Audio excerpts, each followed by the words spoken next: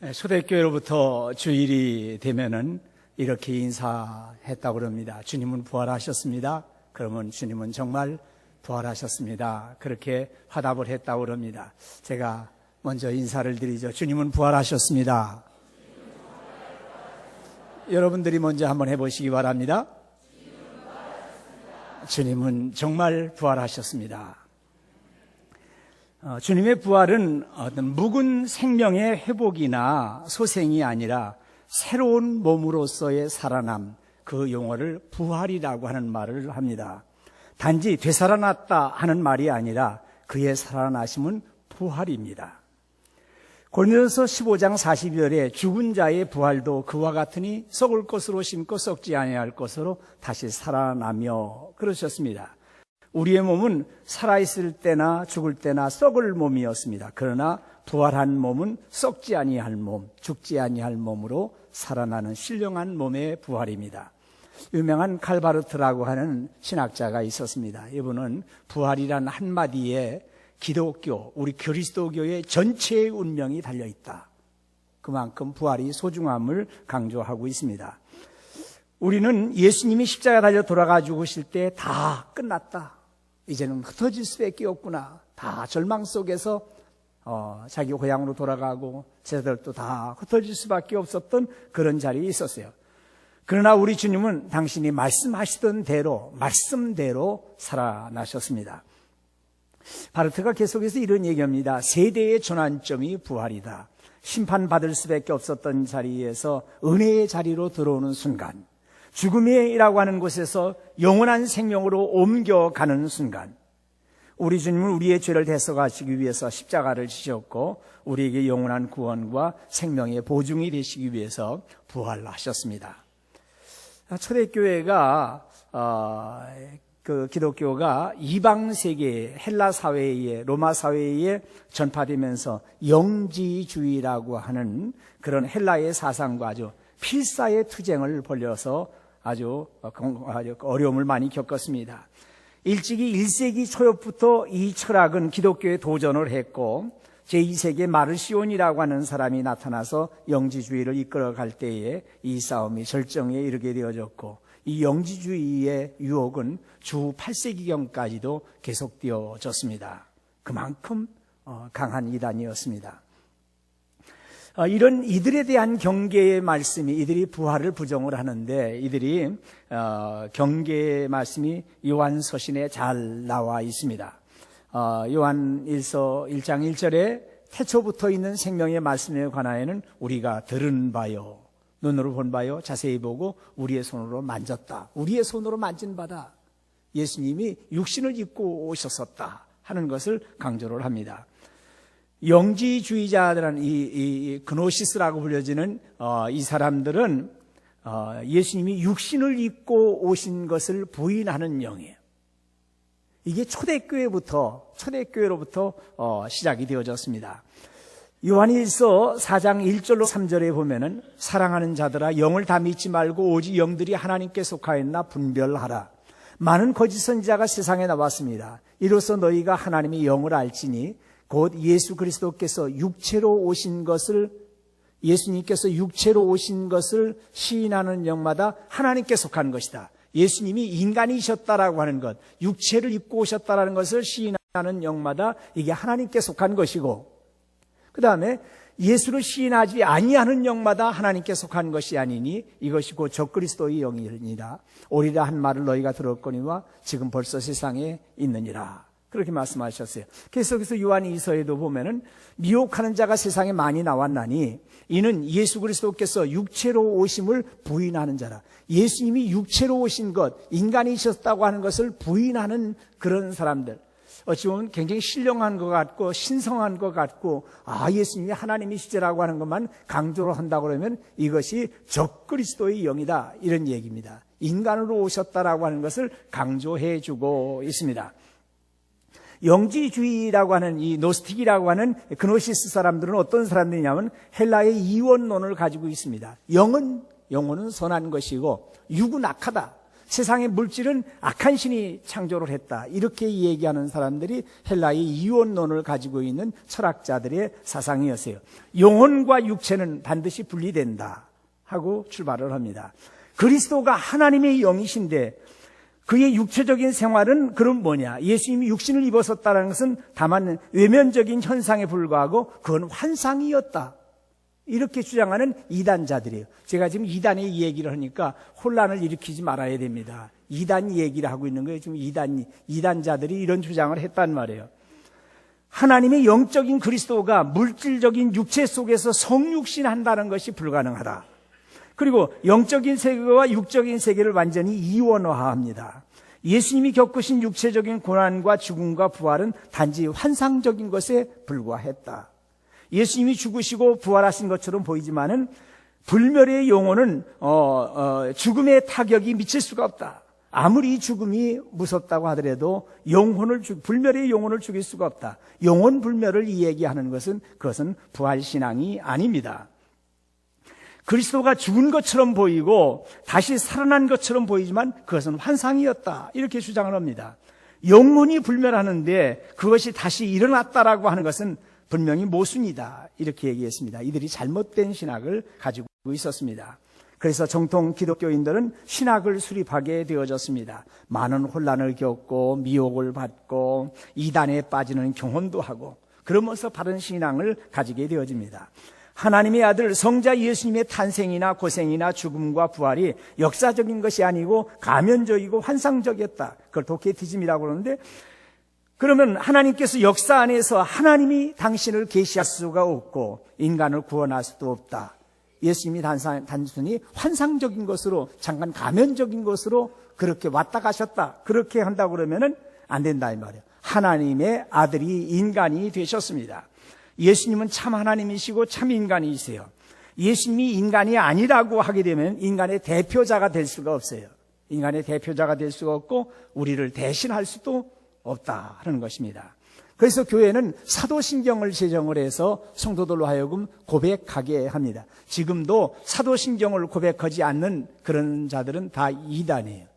신천지 가보면은 사도신경을 고백하지 않습니다. 사도신경을 부인하는 것이죠. 어디 가서 보니까 예배 시간에 사도신경도 암송 안 한다. 그러면 대단히 문제가 있는 것을 보고서 주시해야 돼요. 사도신경에서 우리가 믿는 성자 예수님을 어떻게 고백합니까? 그는 성령으로 잉태되어 동정녀 마리아에게서 나시고 태어나셨단 말이에요. 태어나셨다고. 본디오 빌라도에게 고난을 받아 십자가에 못 박혀 죽으시고 장사된 지 사흘 만에 죽은 자 가운데서 다시 살아나셨다. 그렇게 고백을 합니다. 바울은 헬라 사상의 본거지의 한 곳인 고린도 교회를 향해서 부활을 증거합니다.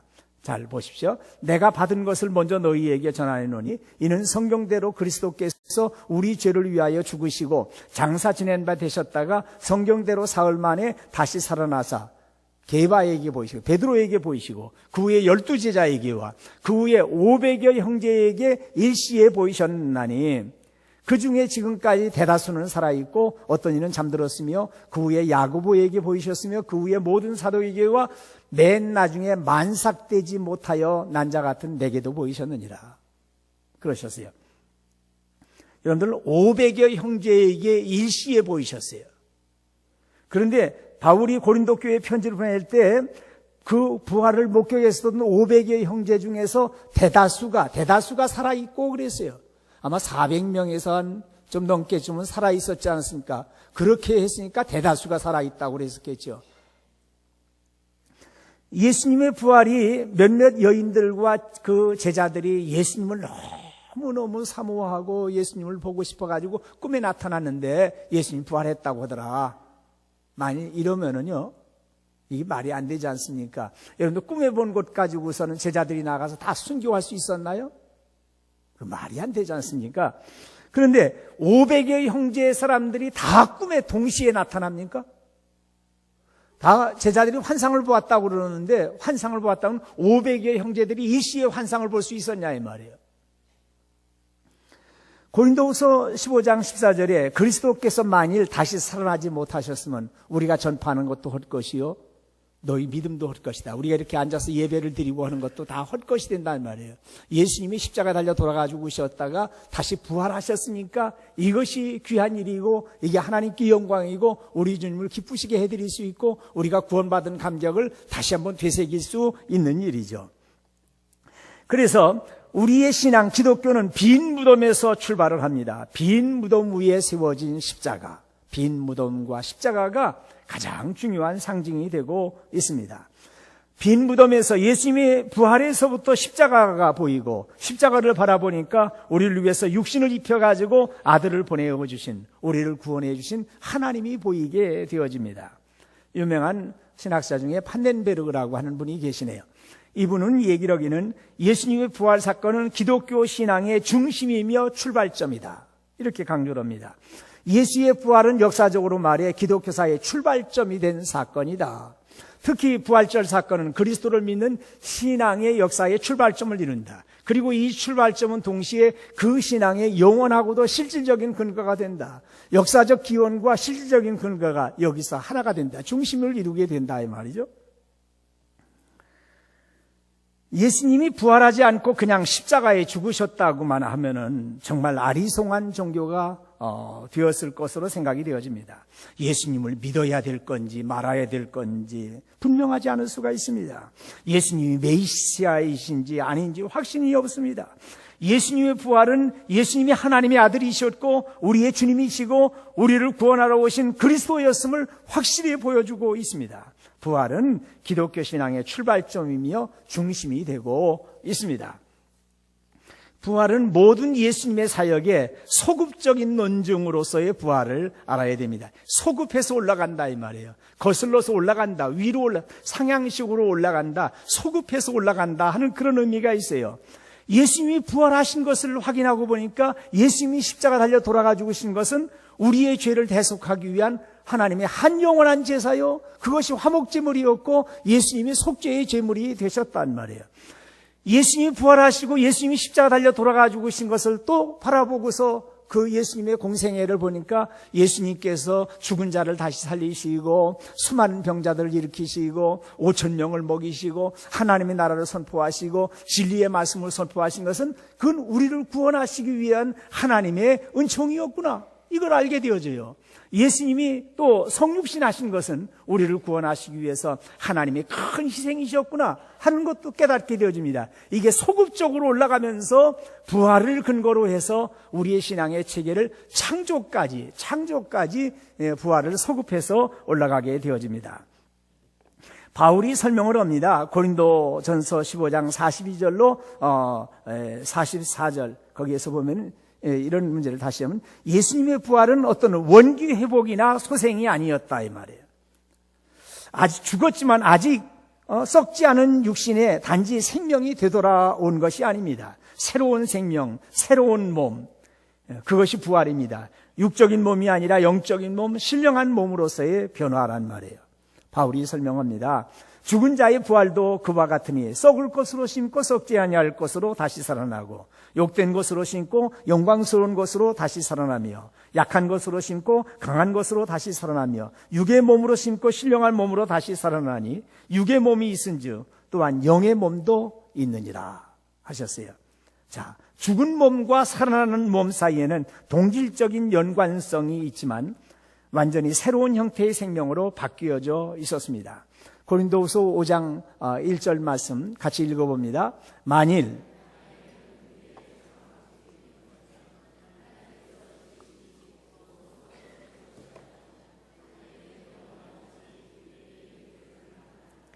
그러셨어요. 죽은 자의 부활도 그와 같다 그러시면서 사도 바울이 이렇게 잘 설명해 준 예가 있어요. 고린도전서 15장 그 이하에 보면은 그런 말씀입니다. 자, 씨앗을 심었다, 씨를 심었다. 근데 씨는 온데간데 없고요. 그 씨에서 나무가 자라나는데 나무가 아주 우람한 나무로, 웅장한 나무로 성장을 하는 것을 봅니다. 씨는 어디 갔습니까? 그러나 그것은 그 나무는 씨에서 나왔어요. 씨에서 나왔단 말이에요. 우리의 부활한 몸도 썩을 몸, 죽을 몸이었는데 썩지 아니할 몸, 죽지 아니할 몸, 예수님의 형상과 같은 아름답고 신령한 몸으로 변화되어집니다. 우리의 지금의 몸과 부활한 몸 사이에는 역사적인 연속성이 있습니다.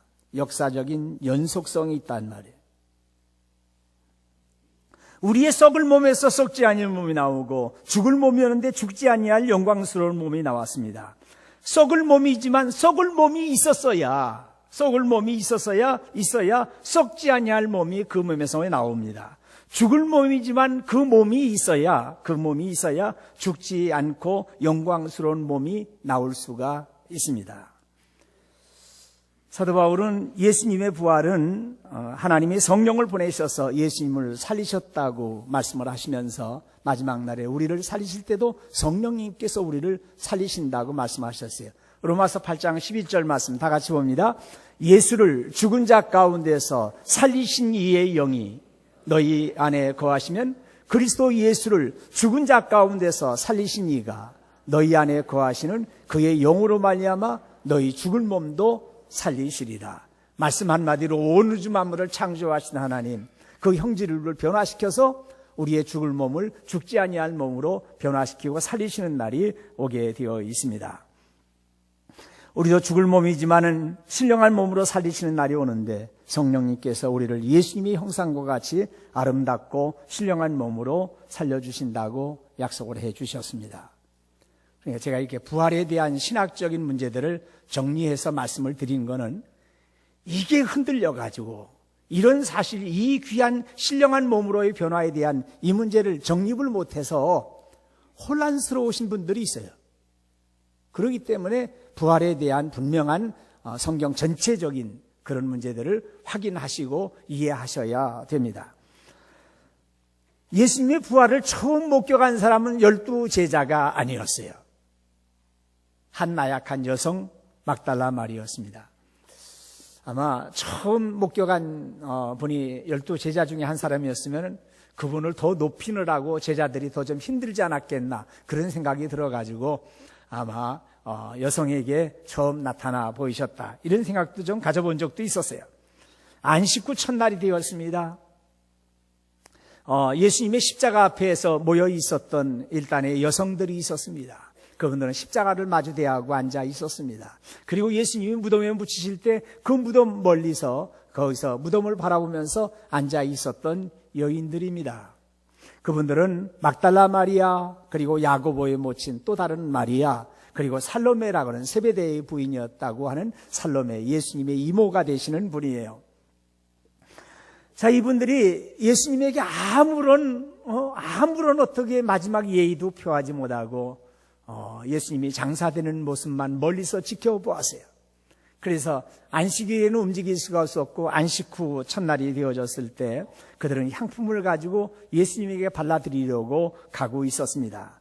여인들이 서로 말합니다. 누가 우리를 위하여 무덤문에서 돌을 굴려주리요. 여성들은 참 두렵고 떨리는 가운데서 가고 있었습니다.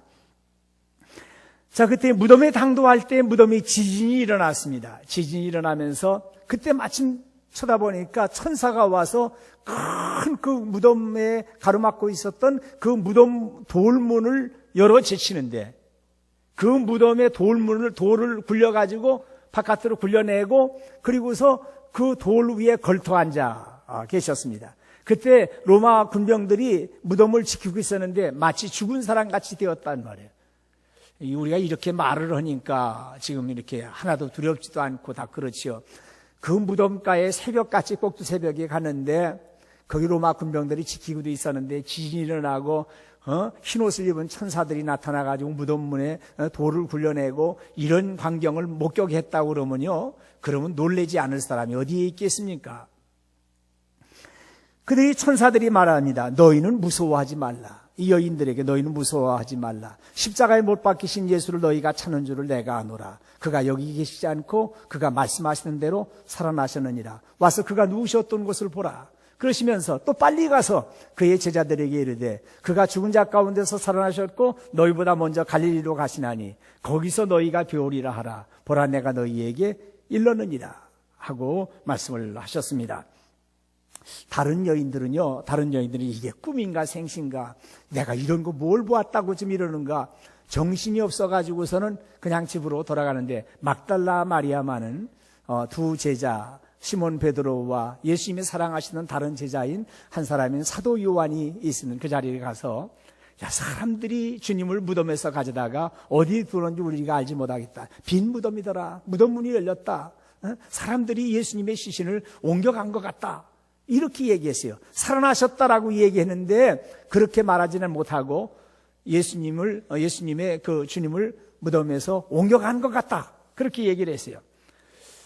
두 제자가 그 이야기를 듣자마자 그냥 쏜살같이 달려서 무덤으로 뛰어갑니다. 그러니까 두 제자요. 그러니까 훌륭한 제자들이에요. 그 얘기를 듣고서 무슨 얘기를 다시 물어볼 것도 없이 그 얘기를 듣자마자 무덤을 향해서 달려갑니다. 그 새벽에 베드로가 좀 나이가 있고 사도 요한이 젊어가지고 사도 요한이 먼저 무덤에 당도했어요. 그는 무덤을 이렇게 들여다보았어요. 무덤 굴무덤인데 이렇게 들여다보았더니 세마포가 놓여있는 것이 보았어요. 그 이상은 더 보지도 못하고 두렵고 떨리는 가운데 무덤 안을 어떻게 다 들여다보겠어요. 근데 뒤따라서 숨을 몰아쉬면서 달려왔었던 베드로가 무슨 어디 들여다보고 자시고 할 것도 없이 그냥 얼른 뛰어들어가서 무덤 안으로 달려 들어갔어요. 가서 보니까 세마포가 놓여있고 머리를 쌌던 수건은 다른 쪽에 이렇게 개어 있었던 것을 봅니다.